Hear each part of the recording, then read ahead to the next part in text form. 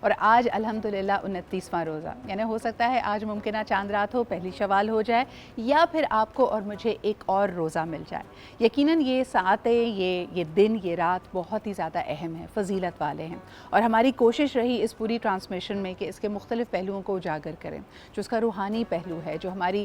زندگیوں میں تبدیلی لا سکتا ہے، ایک ایسی لاسٹنگ تبدیلی جس میں ہماری مشکلیں حل ہو سکتی ہیں۔ عام طور پہ میں نے دیکھا ہے کہ انسان جب جستجو کر رہا ہوتا ہے، جب کسی چیز کی خواہش کر رہا ہوتا ہے، تو اس کو لگتا ہے کہ میری خواہش بجا ہے اور دنیا کی مختلف فورسز، لوگوں کی فطرت، حالات، واقعات مجھے اس سے دور کر رہے ہیں، اور اللہ کی پناہ مانگتا ہے، اللہ کی مدد مانگتا ہے۔ لیکن کئی دفعہ ہمارے اپنے عمل، ہمارے اپنا رویہ، ہمارا اپنا آؤٹ لک ٹو لائف ہو سکتا ہے کہ نیگیٹو ہو، جس کی وجہ سے رکاوٹیں پڑ رہی ہوں۔ تو بڑا اہم ہے کہ جب آپ دعا کریں کسی چیز کے لیے بھی، خاص طور پہ آج کی شب جو کہ شب جائزہ ہے، اگر تو پہلی شوال ہوتی ہے چاند نکلنے کے بعد، تو وہ بھی آپ کے لیے ایک نائٹ آف ریفلیکشن بن جائے۔ لیکن coming back to the night which was, یعنی گزشتہ شب کی اگر میں بات کروں جو کہ ممکنہ طور پہ لیلۃ القدر ہو سکتی ہے، تو اس کے بارے میں مجھے ایک بڑی انٹرسٹنگ بات پتہ چلی، جو میں نے سوچا کہ میں نے اس زاویے سے لیلۃ القدر کو کبھی نہیں دیکھا یا سوچا تھا۔ بات یہ کی گئی کہ حضرت جبریل امین علیہ السلام، جو اللہ تعالیٰ کے چوزن فرشتے ہیں،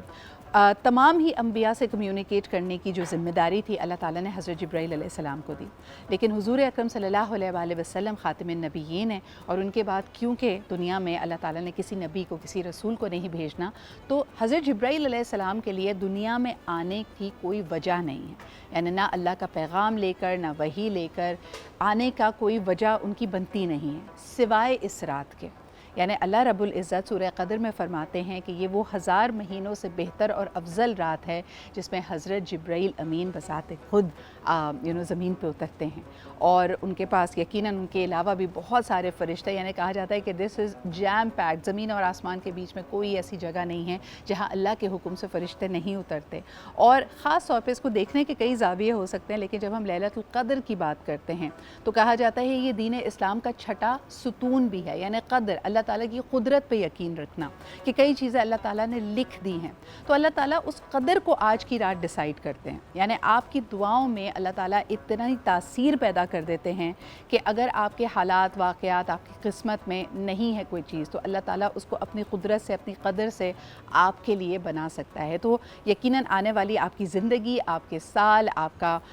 پورا وقت بدل سکتا ہے، تبدیل ہو سکتا ہے اس رات کی فضیلت سے۔ تو امید کرتے ہیں کہ جو آخری عشرہ ہمیں نصیب ہوا، جس کے اندر 5 طاق راتیں، یا جن میں اللہ تعالیٰ نے صلاحیت اور جن کو ہمت دی، انہوں نے پوری کے پورے عشرے میں عبادتیں کی ہیں، تو یقیناً یہ بڑا ایک اہم